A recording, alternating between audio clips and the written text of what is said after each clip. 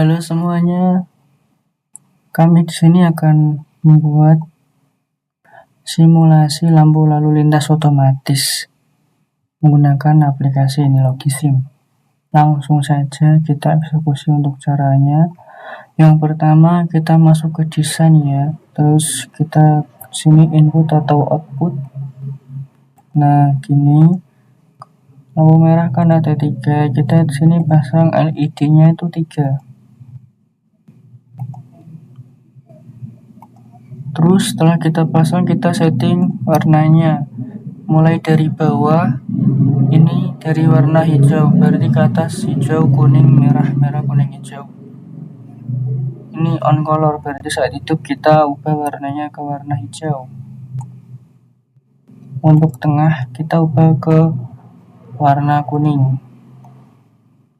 Untuk yang pertama, kita ubah ke warna merah, di sini sudah, nggak usah saya ubah. Untuk LED ini yaitu berperan sebagai output visual utama dari seluruh rangkaian.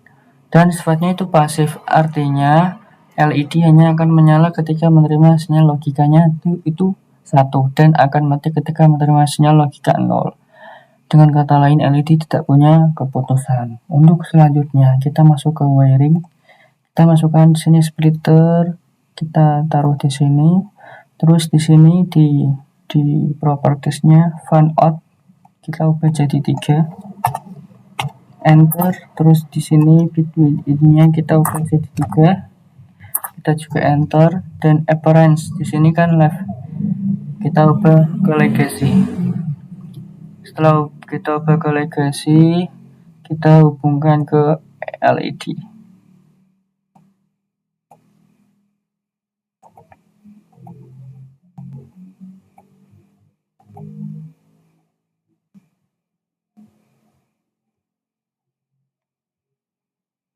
Nah, untuk fungsi splitter sendiri di sini itu sangat krusial untuk seperti pembagi kabel, memecah satu jalur data tabel berukuran 3 bit menjadi 3 kabel tunggal. Dan masing-masing itu 1 bit. Bayangkan satu kabel listrik besar yang terbuka dan diurai menjadi 3 urat kawat terpisah. Tapi setelah dikonfigurasi, hubungkan masing-masing kaki outputnya. Ini untuk ke LED-nya. Untuk selanjutnya kita masukkan ROM di memori.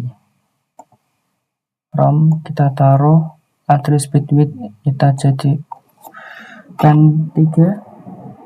Begitu juga bawahnya data bit width-nya kita ubah jadi 3.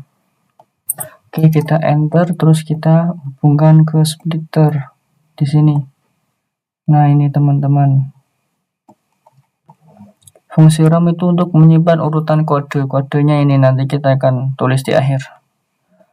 Untuk menentukan lampunya mana saja yang akan menyala dan yang akan mati, gitu. Counter, kita masukkan counter. Setelah ROM kita masukkan counter. Di sini datanya kita ubah menjadi 3. Oke, kita enter. Kita hubungkan counter ke ROM. Dari ini ya 0, 1, 2, 3 bukan yang atas tapi yang bawah ini kita sambungkan ke ROM.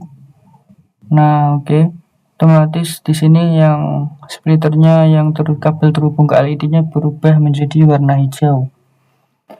Karena kan apa? Karena itu counter itu fungsinya itu menghitung angka dari 0 ke atas secara berurutan, dan angka itulah yang akan dikirim dari counter ini dikirim ke ROM. Sebagai apa? Untuk sebagai alamat memori yang harus dibaca, gitu. Terus selanjutnya kita masukkan clock. Untuk clock kita hubungkan di sini ke 235 plus C6. Selanjutnya kita ambil di sini tengah dan kita hubungkan ke M3. Jangan sampai salah ke yang G5 sisinya, tapi di sini yang sejajar dengan M3 up dan M4 ini. Dan yang kedua di sini yang ada segitiganya. Untuk yang terakhir kita masukkan button. Di sini kita taruh atas, hubungannya ke R di sini. Clock itu fungsinya itu sebagai kayak jantung, itu Dia menghasilkan pulsa waktu secara otomatis dan berkala yang mendorong counter untuk terus menghitung maju satu langkah di setiap detak. Gitu. Dan button itu berperan sebagai tombol reset darurat. Gitu. Ketika tombol button ini ditekan, counter akan kembali ke hitungan 0 dan siklus lampu lalu lintas mengulang dari awal. Ini berguna banget loh kalau rangkaiannya tiba-tiba ngadat atau butuh di restart manual. Nah, ini rangkaiannya sudah tersusun rapi. Selanjutnya yang langkah terakhir kita ubah angka di ROM di sini. Kita klik ROM-nya ya. Terus kita masuk ke konten. Nah, ini perbesar saja. Kita masukkan angka 44421 11112. Ini angkanya 444211112. Kita silang gak apa-apa. Untuk menghidupkannya kan setelah saya masukkan angka di sini menyala. Tadi sebelum saya masukkan angka kan mati. Supaya bisa menyala secara berurutan ke semua, kita masuk ke simulate teman-teman. Ini auto propagate-nya kita checklist centang dan kita klik ini auto tick enable. Setelah saya klik ini nanti otomatis lampunya di sana akan nyala 1 2 3. Nah, menyala kan? Dia menyalanya secara berurutan, secara bergantian. Nah, ini angka-angkanya ini yang menentukan nyala mati lampunya gitu. Jadi sinyal di sini clock itu jantung mengirim pulsa ke counter dan counter itu menghitung yang di sini dari ROM ini gitu. Untuk mengatur lambat cepatnya ini, hidup matinya lampu ini, kita di sini bawahnya tick enable ada tick frekuensi. Nah, terus kita bisa ubah cepat lambatnya matinya lampu. Misal kita ubah di sini ya, kita ubah ke 4 ya. Nah, nanti ini tambah cepat lampunya. Oke. Kalau kita ubah ke 1 lagi, dia akan lambat untuk hidup dan matinya. Maksudnya jangka waktunya. Oke.